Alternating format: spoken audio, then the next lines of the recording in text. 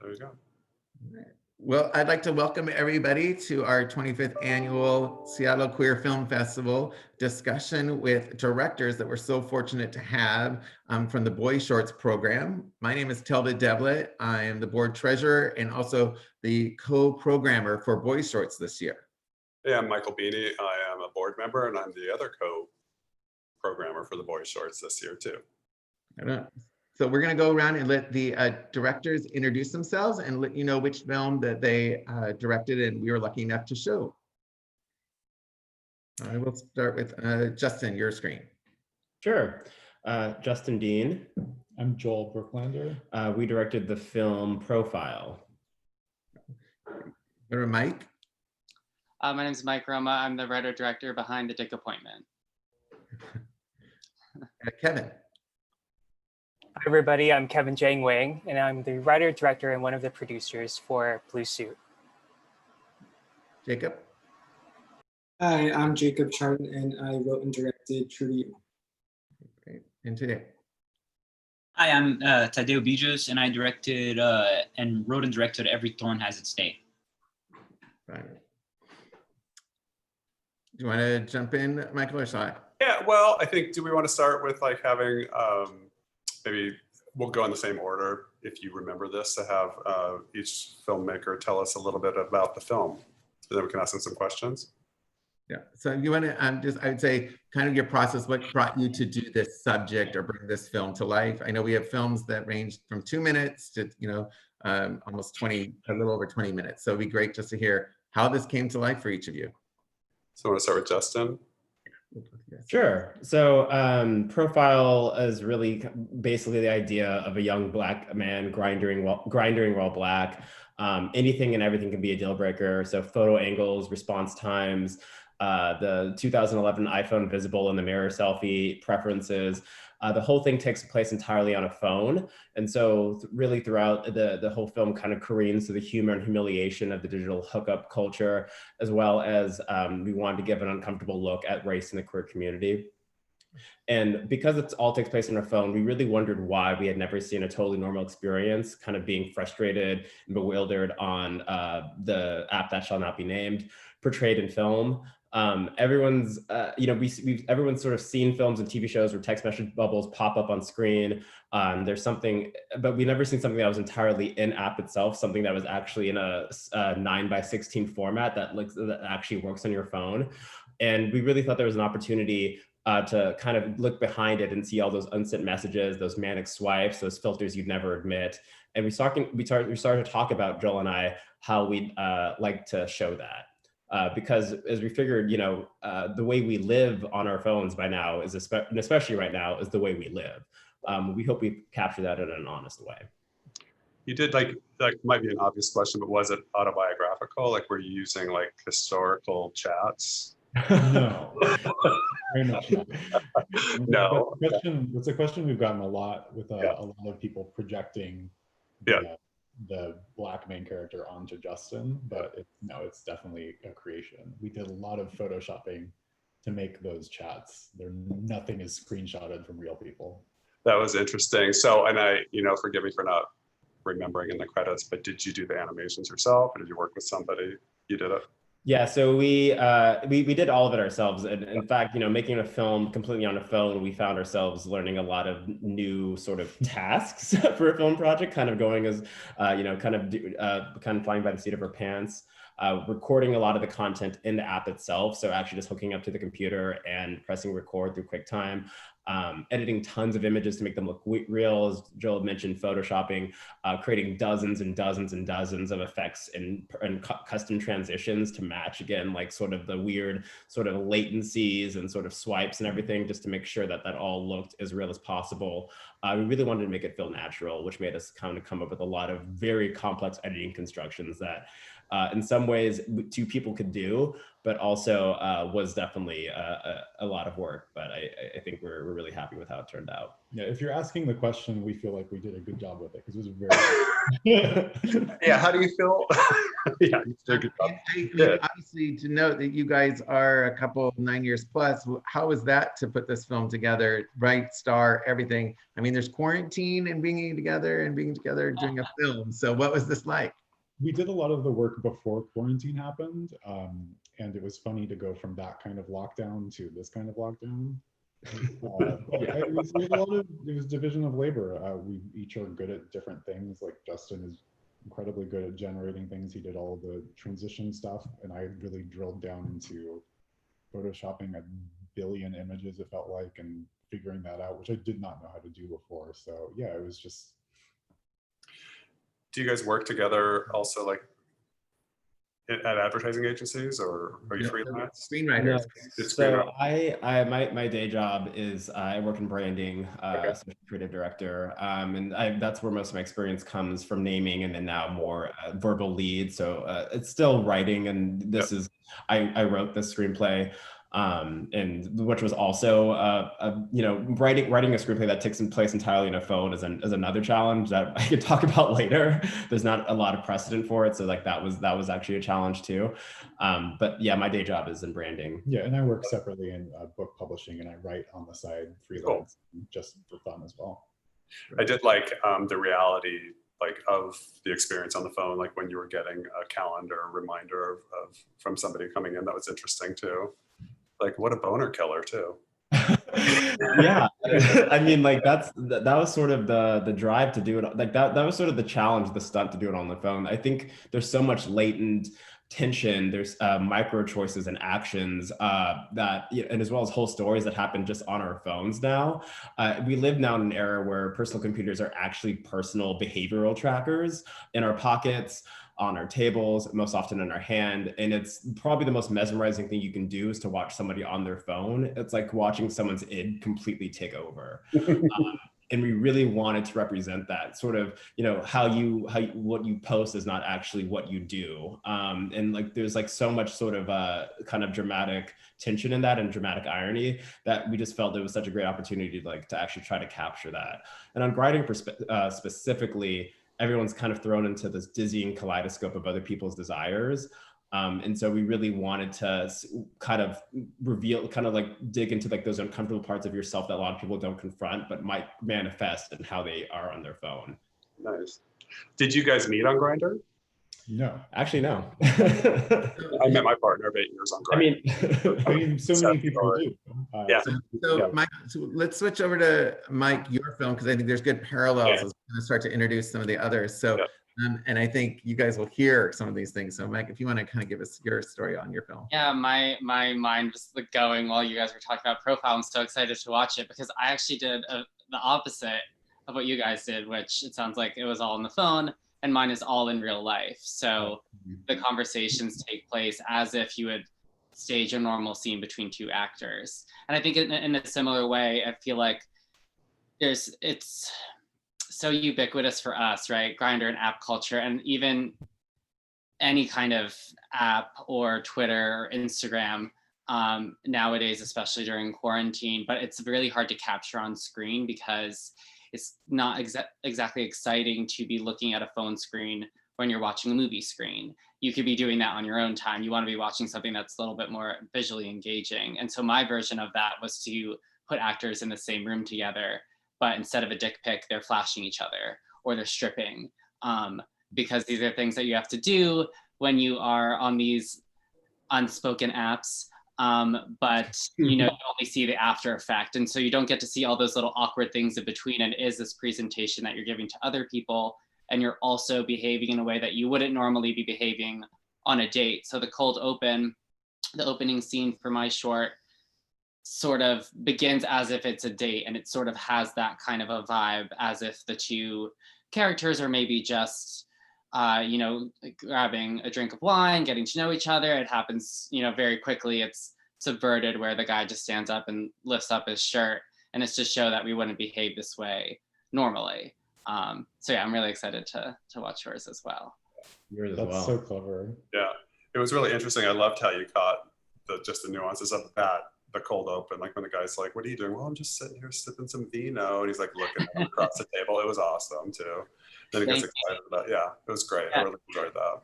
Yeah, it was really fun to play with the actors too about like how to deliver the lines, because that was, you know, we tried the rote version where you just sort of said it, because you can project a lot into a text message, right? But when you have an actor across from you or a character across from you delivering the line, there's, you know, only one way to interpret that. So that was a really fun thing to do too. And ultimately we decided to throw in the uhs, throw in the likes, throw in the emotion, and have it be, we basically picked, you know, the way that things were going to be delivered, but at the same time, everything can be interpreted however you want, right? Beauty or horror is in the eye of the beholder on an app like this.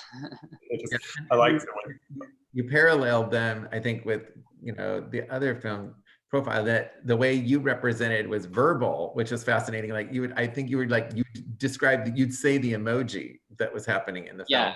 And so it's very interesting to see this different nuance on the same example, but verbalized and acted out visually. And then in the other, much more the people. So I think, and just on the screen. So in doing that and trying to say, what are you hoping to say to people in that experience on, you know, being in the apps today?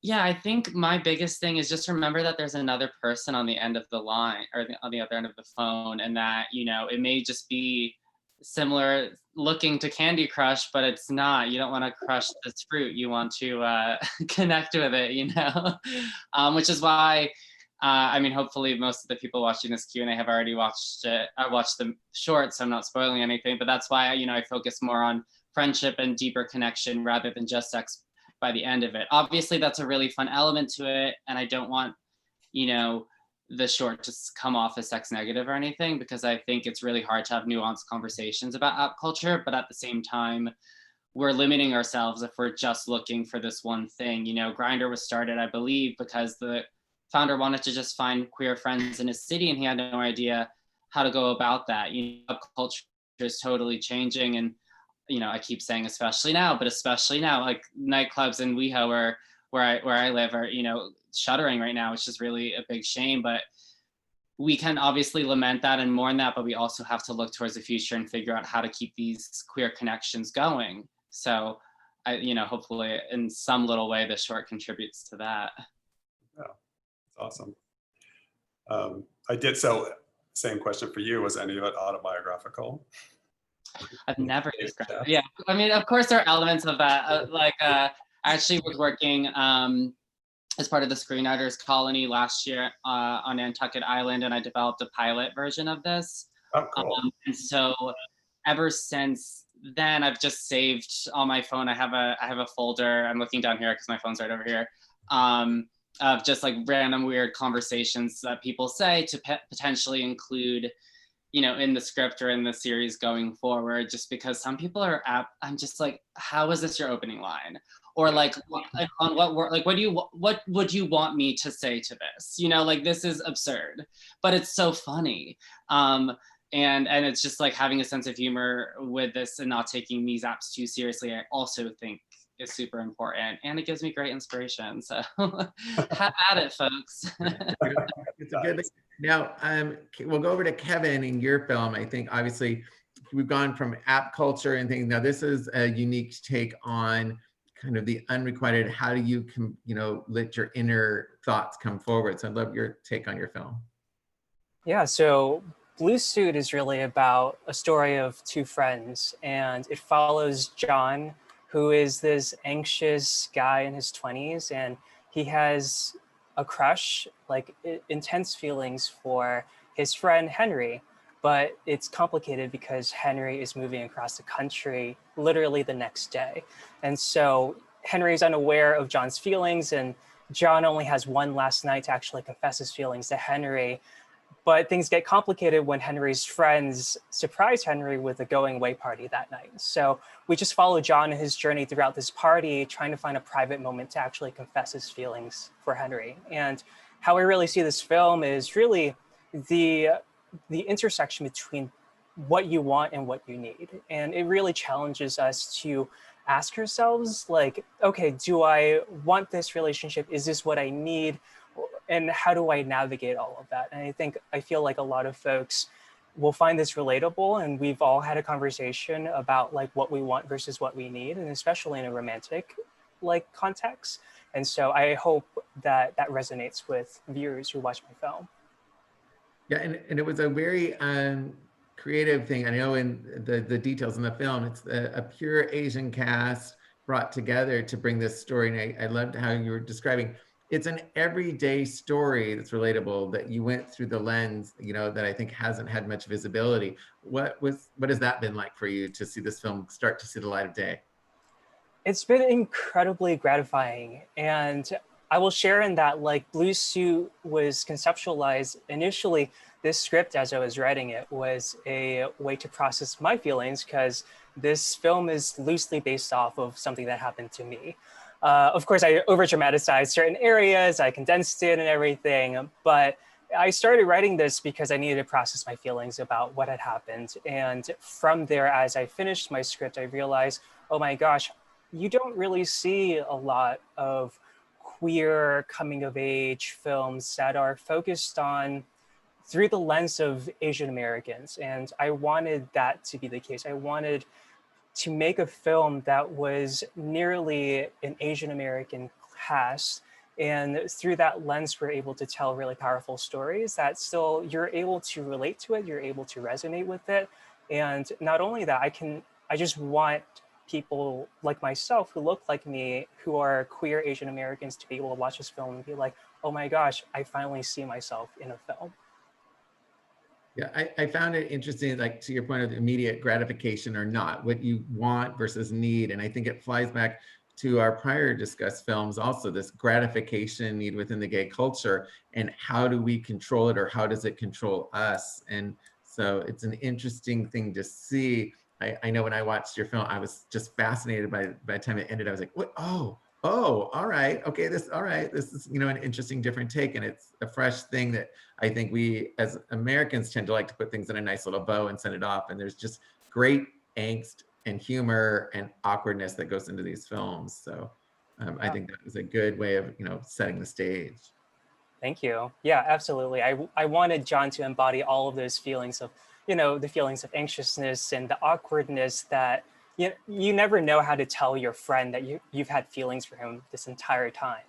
And then suddenly you're in this high stakes moment and you're like, oh crap, like, am I actually going to get a chance to actually tell you how I feel?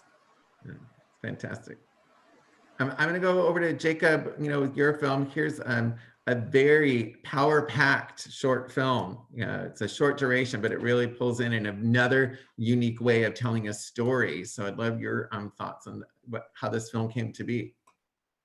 Thank you. So yeah, my film is 2 minutes long, originally 1 minute, because I posted it to Instagram. It's visuals and poetry that I use to come out to my family and friends with.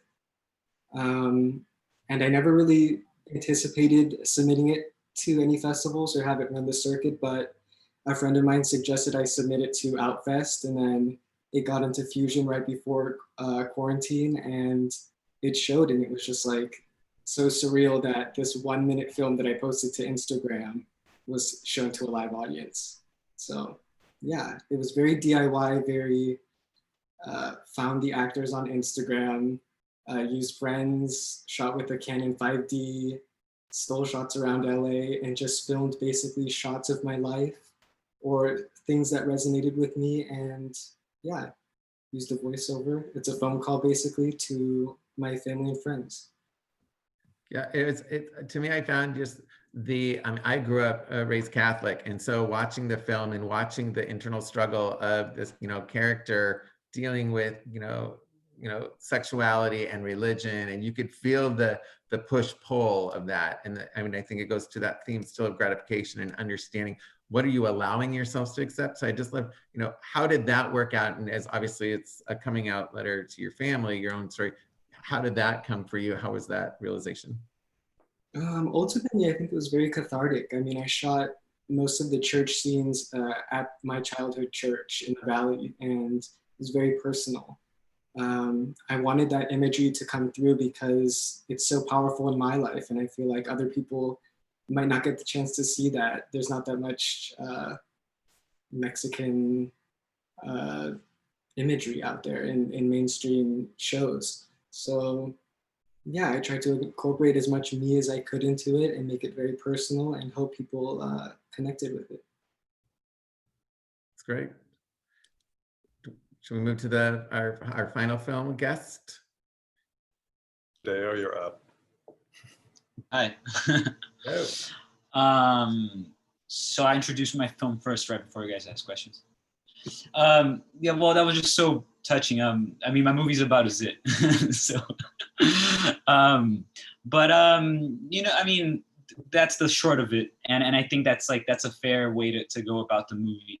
But I also think that when I wrote it and when I was thinking about it, I was thinking a lot about how, you know, not just dating apps, but I feel like so many apps have this very intrinsic transactional nature, and they're hidden behind these sort of designs that, you know, Uber looks like you're inside a German bunker, and like Waze feels like you're playing a video game, and you know, and the apps are designed in such a way that you're supposed to feel, you know, either they're your friend or a service, and there's always a human at the end of these like small transactions that, you know, it's very easy and very expected for you to dehumanize them.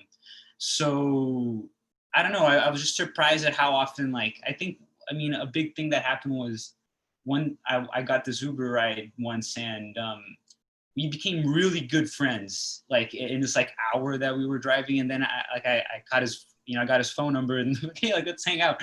And then like we never did, because I know he texted me, but it just felt like off. And I feel like that kind of stuff happens, you know, with every sort of transaction, digital transaction, that you always stumble against the human at some point. So, you know, Zits proved to be this weird zone for me where some people are grossed out by it, some people have a fetish of it. It's something you can talk about at a dinner table with your family. At the same time, it's a little bit weird, you know, like, so I think so it was that middle ground where I was like, okay, I can thread here. I think, you know, there's something that I can kind of play with intimacy, and, you know, and at the same time, something that's relatively commonplace. You know, there's that show, right? There's like the Pimple Popper show, right? So I think, you know, I mean, it's a comedy. It's a short film. So I hope you guys have fun with it when you guys watch it. Yeah, it's interesting, as Telved and I were talking, how there's a common thread through all of the short films, but specifically with yours and Profile and Dick Appointment, there's like kind of an interesting crossover theme there about how people treat each other when they use the app too. It is pretty funny. Everybody, one of the questions that we were thinking of asking you was like, you know, how did casting come about? First of all, when you were thinking of casting, like, was there makeup used, or did you actually, is it a real? No, there was definitely, I mean, I talked to like a lot of people. Like, I did a very long casting process. Like, I took my time with it. Like, I lived in America a long time, and I just moved back to Brazil, and I you know, I had these friends in mind, and we shot it with them, and I was like, oh, these guys suck. Like, I gotta get some like new actors. So I talked to a bunch of people, like, you know, I reshot the movie. It was supposed to be this thing where I was like, oh, I want to do this thing over the weekend, you know, but then it was this thing where like, oh, you know but if I do some zit tests, like, it's gonna be so much better. So then, like, you know, I tested the zit, like I popped a bunch of zits, you know, it was great. It was a great time. It was had a blast. And it was like, you know, yeah, I don't know. It took me longer than I thought it would, because I was so excited about this simple short that was two people in a room, one popping each other's zit. I mean, giving the spoiler away, but it took longer because there were just so many more. There was a lot of intimacy there that I kind of wanted to explore, which I think, you know, hopefully I did. How did you land on it being a zit popping experience too, like in your thought process creatively? Well, because I thought that the zit was a thing that, like, you know, like, it's something that I could, it wouldn't be, I think it's that weird place where like everyone has had experiences because, you know, once I made this movie, for example, I became like the zit guy. Like everyone's like, hey, like check out the zit, like, or, you know, sending me videos, like, you know, like my father was like, hey, like check out this pimple popper, you know, like all right, thanks.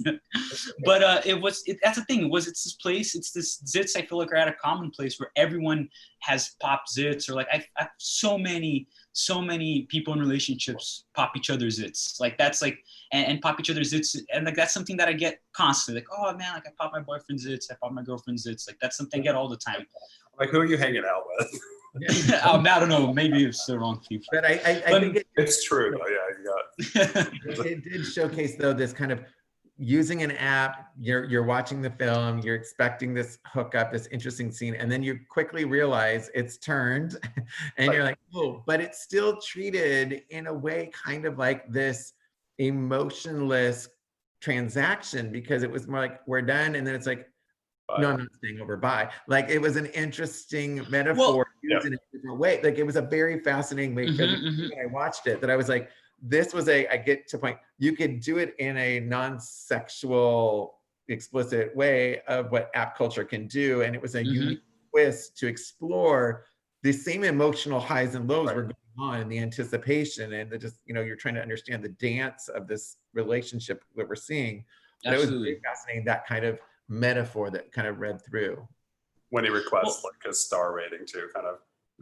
That's right. Feeling of it.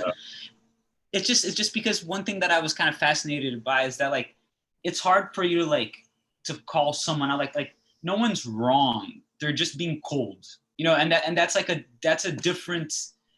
that's hard to negotiate when you can't call out that they're being wrong. But it's not about being right or wrong, it's about, you know, like helping, you know, just being a human, being at the end of the line, you know, which is about something else. Yeah.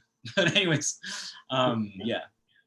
That's great. Yeah. I think as we've gotten to see your films as well as some others, I would love to know what's their kind of, for each of you, we'll kind of go in the same order, just a quick touch base on what's going on with your film, what's the next steps, you know, what are you hoping to do? In some cases, is this a one and done and you're onto another story, are you trying to expand it? So just love your thoughts kind of on your current state and what's the next wave. So we'll go back over to the profile team. So we actually started this thinking of it as a potential series, and we started it on Grindr because we wanted to make a series that was about an open relationship, and we were thinking, what's the first thing that happens when you open a relationship? You get on Grindr or some app and you start looking for hookups. So we are currently trying to decide whether we're going to keep making things in this format that's all on app because people really seem to resonate with it, or transfer to filming with actors. And yeah, so and this was actually kind of a test pilot, sort of a teaser for like the first episode of a series that we would call Open. Again, which would chronicle an open relationship. So which would be a device to actually go to other queer stories of varying lengths and formats. And the whole idea behind it was because it's open, not only in unconventional relationships, but also in the formats that we create them in. So this first one was sort of using the app. Using entirely an app, but it wasn't necessarily going to be how we move forward. But you know, since then, we've actually started to develop more stories that actually happen again on the phone, not always in Grindr, but also in other sort of apps and other sort of ways. Again, depending, you know, your work life, your personal life, all those things sort of starting to converge on your phone. But yeah, we're pursuing additional sort of episodes within this series. We're actually in sort of a development phase for those. Great. We'll hit over to Mike. Yeah, so I developed this into a pilot script called Fuckboys. And it's sort of like an Insecure meets Girls, but gay, using app culture as our window into like a group of queer friends in Los Angeles who are in their 20s looking for love, sex, and everything in between. That's interesting. Well, how about Kevin? Yeah, so for me, Blue Suit is still very much so in the film festival circuit. It's already gotten into a few festivals so far, so we're just running along with the circuit. In terms of where Blue Suit will go, this is kind of where it's at, and it is one of those one and done short films, but I'm currently writing my next short film and hopefully turning it into a feature down the line. So. Okay. I think this is the end of the line for this iteration of this film. It's been 2 years since I've come out with it, so I'm kind of just like ready to move on. But at the start of quarantine, I tried to maybe think of expanding it to a feature, but it was just too hard to think about serious stuff. So I started writing a horror film. Oh, Horror reality show? No. Okay. We all have our outlets during pandemic. I love it. Right. And then today. I mean, I think I'm definitely sending it out to some more festivals, and I really like the movie, and I hope more people see it. I think I always write about men dealing with failed transactions, so I think I'm like writing more stuff along those lines. So yeah, just kind of keep on trucking and telling stories about stuff I like. We'll see where it goes. Nice. Well, thank you all for making such great films. Interesting for us. It was a great experience to watch your films and to see kind of the trend that's out right now in the last couple of years. And that's a cool thing to see. I mean, I've been going to film festivals for, over 20 plus years, and it's neat to see how the shift's occurring in our communities, how broad it's gotten in the storytelling. And so, it's very exciting to see, just the representation has gotten, I think, a lot better and, very creative with the way our society's shifting. I mean, we're in a pandemic and closed, as we said, people aren't really going to bars right now. So this is definitely representative of how we're moving our film festival online and being able to take your guys' art with us. So, thank you very much for having this spark of creativity. Thank you so much. Thank you. Thank you so much. Yeah, it's been an honor. Excited to watch all your films. Yeah. Likewise. Well, thank you guys. Thank you guys. Thank you. Maddie will shut it off, and then